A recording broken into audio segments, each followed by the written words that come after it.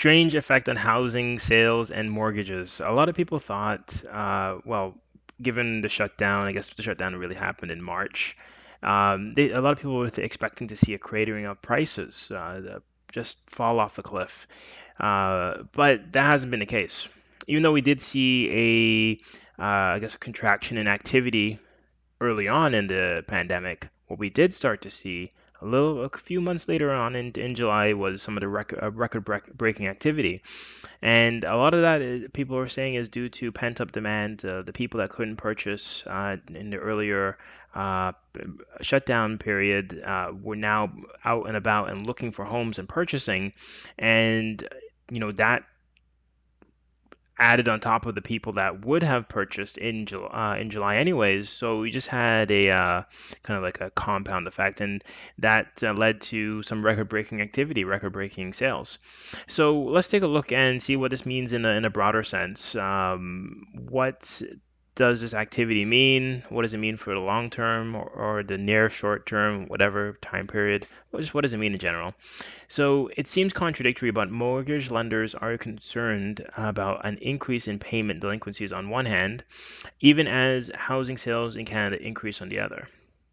The Canadian Real Estate Association, CREA, noted that home sales in the country increased by a very significant 26% in July, setting sales and listings records. This may be due in part due to low interest rates resulting in favorable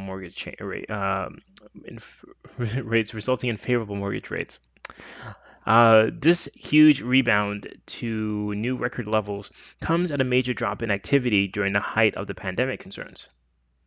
On the other hand, however, comes warnings from Canada Mortgage and Housing Corporation (CMHC) to lenders that mortgage debt has increased significantly in the first two quarters of this year. I'm not sure if you saw there was a big back and forth between a lot of the I guess the big wigs in the real estate industry and Evan Siddall, the CEO of the Canada Mortgage and Housing Corporation. Basically, they were saying that he was out of line for some of the things that he was saying with regards to, um, I guess, the promotion of purchasing activity in uh, in Canada. He was just saying that we need to have less activity and we need to have more scrutiny on purchasers. So they increased the requirements to get an insured mortgage through CMHC, and they were kind of asking that other insurers follow suit, and they're also asking that the banks kind of follow suit just with regards to their own internal requirements. But yeah, there was a lot of blowback on that. So with the pandemic, oh yeah, so here we go. So the CMHC had Evan Siddall sent a three-page letter to lenders on August 10th, advising them to avoid risk mortgages and warned that excessive borrowing will worsen the economic difficulties being experienced as a result of the pandemic. With the pandemic and political orders to shut down most of the economy to prevent COVID spread, vast numbers of people either lost jobs or were temporarily laid off.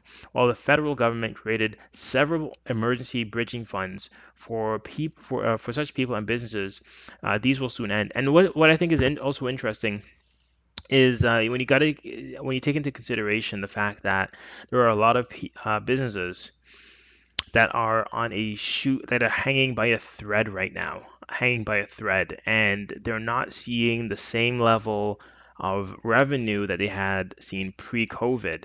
And with some of these businesses, the margins are super tight. So all of a sudden, we're seeing like they might have had something to keep them afloat. They were going through savings or borrowing money, but they're burning through cash. And at this point, they're hanging on by a thread, and we're not seeing anything to indicate that we're gonna kind of go back to pre-COVID levels of activity yet. So I really feel like there's another shoe that's gonna drop, and I think there's all these businesses that are just hanging in there. They might we might see them just kind of fall off and close up shop. There were a lot that already have, but I think we're just going to continue to see additional businesses close because they're not producing the profits or just they're not even staying afloat, right? So and it's just it's a really sad time right now if you think about it. And but yeah, so CMAC, a Crown corporation which provides assistance for those seeking mortgages, noted that some 63% of mortgages extended by commercial banks were uninsured. Mortgage investment corporations, also known as MICs, MIC, are alternative lenders to Canada's big six banks. Not just to the big six, but basically just alternative lenders. I mean, also to credit unions and whatnot. So the they had seen a rise in mortgage delinquencies prior to the pandemic, and then saw requests for payment deferrals rise to 10%. Honestly, sorry, it's a little hard to read this. It's almost as if I wrote it. There's a lot of typos here. By the end of July, the banks had provided deferrals of up to 6 months, or maybe I just not good at reading. That's that's also a possibility. Deferrals of up to 6 months for some 775,000 homeowners, about 16% of their mortgage portfolios, and an increase from 10% in April. There is a concern that as federal emergency bridging programs end and deferral programs expire, that defaults will increase. Although indications are that economic recovery is occurring, that recovery is still shaky and uncertain. While banks expect most people will resume payments as deferrals end, that may not be the case in COVID-19 cases. Increase and recovery falters. Exactly. We won't be able to survive another shutdown, like a full shutdown. I saw some people saying on Twitter, they're seeing cases go up, and they're saying that we should just go back to stage two or stage one.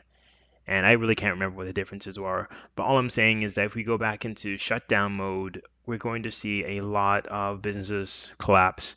And what happens at that point? Where do people get jobs? Where's income coming from?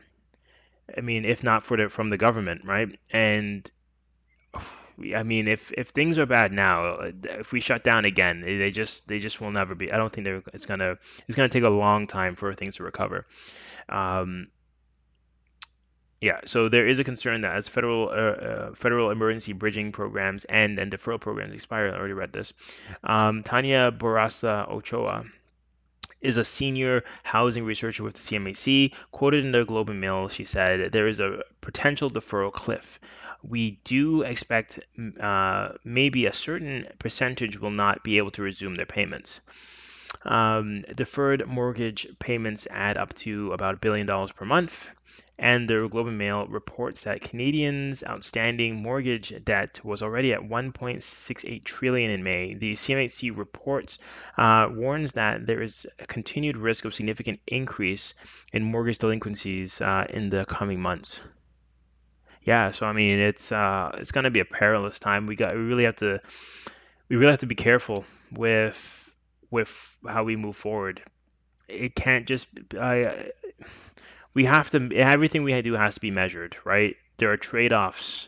I think part of being an adult is realizing that there are trade-offs to all the decisions that we make. Nothing is made in a vacuum. We can't just gain without giving something up. We always have to sacrifice something.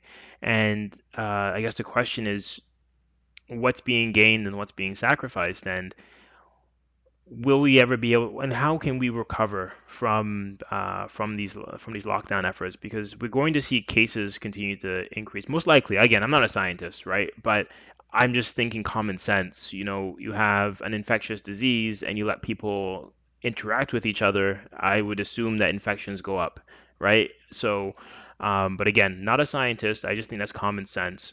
But the question is, at what point do we need to shut things down again? And if we do shut things down again, what happens? What happens to everybody that's hanging on by a thread, right? I mean, there's only so much money that can be printed without starting to see some issues going on from there. But anyways, I'm going to end on that note. Not to be depressing or anything, but we really need to be really need to be on the ball about this. Like what about how we're supposed to be managing this. But anyways, it just feels like we're panicking and it's going to lead us to an even worse situation than we're currently in. All right, so I'm going to end it on that note. And yeah, if you have any comments, what way do you think we should be going with this? Um, I mean, are you prepared? Is your business prepared for another shutdown? Like, what's going to happen? All right.